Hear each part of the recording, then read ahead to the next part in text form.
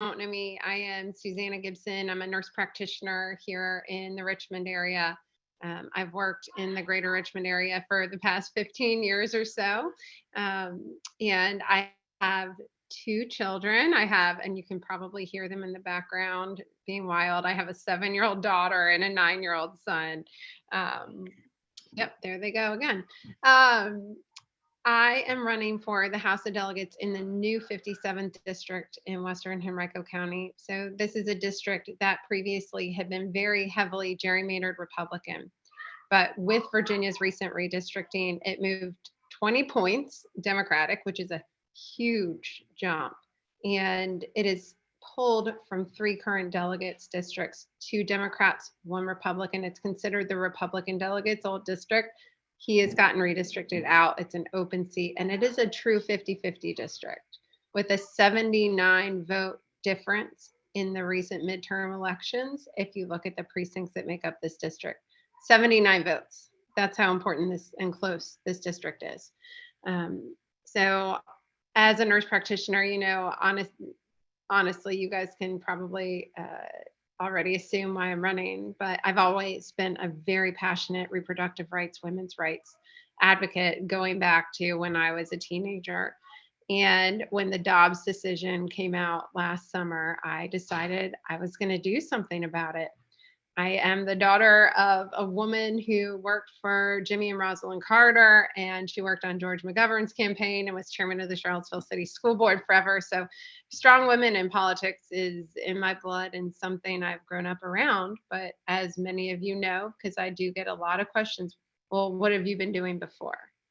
Well, first of all, I was trying to take a shower with a 7 and a 9-year-old and working. So I worked as the lead nurse practitioner for the VCU Division of Geriatrics for the better part of a decade and did a lot of work with complex care clinic and geri clinic, but predominantly saw patients in the home-based primary care program where I was these patients' primary care provider, but I would go to their homes. So these are complex adult and geriatric patients who are unable to leave their homes because of significant difficulties. So patients with ALS, patients with MS, patients with spinal stenosis or severe rheumatoid arthritis, home vent patients. And it is, I will say, it was a blessing for me in so many ways. It made me grateful for everything I had every single day. But it also made me a really strong advocate for people, especially people who don't have other people to advocate for them. When you go in people's homes, like I was not just their PCP, I was a social worker and a nurse and a friend and a family member. And I got to really understand the complexities and real issues that people face in a way that I feel very blessed to have been able to be a part of and help solve. I got them heat for their homes, food to eat, electricity turned back on, medications, $4 medications that they needed but couldn't afford until they get their check the next week. These are real issues that are going on in and out of Virginia and in and out of Richmond and Henrico. So I know our district and I know it well. I know the complex state and local resources to be able to get these patients what they need. But when the Dobbs decision came out, I said, over my dead body, is that going to happen in Virginia to my daughter, my son, my neighbor, any single person in Virginia? I refuse. And my two best friends since I was 10 years old have always told me I should run for office. And I was talking to them and they said, as we've told you before, what you really need to do is run for office. And I looked at this district and I realized that it's absolutely winnable and flippable with the right Democratic candidate.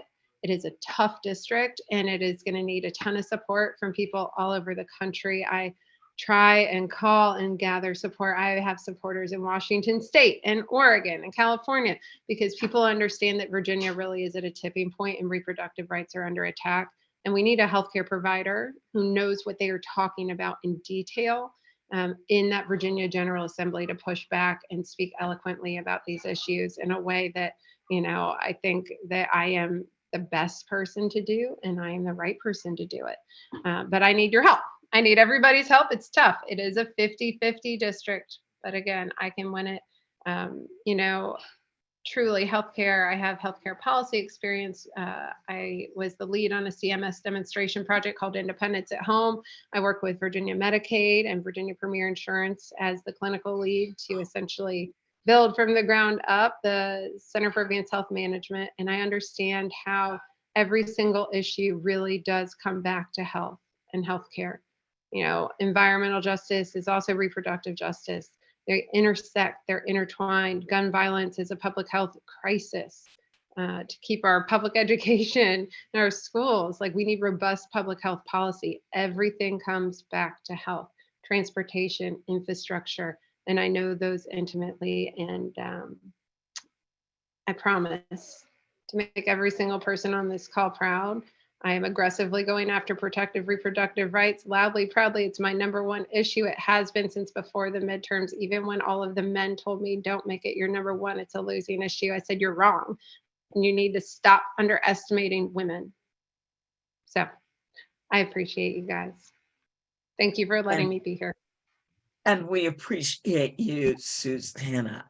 Thank you so very, very, very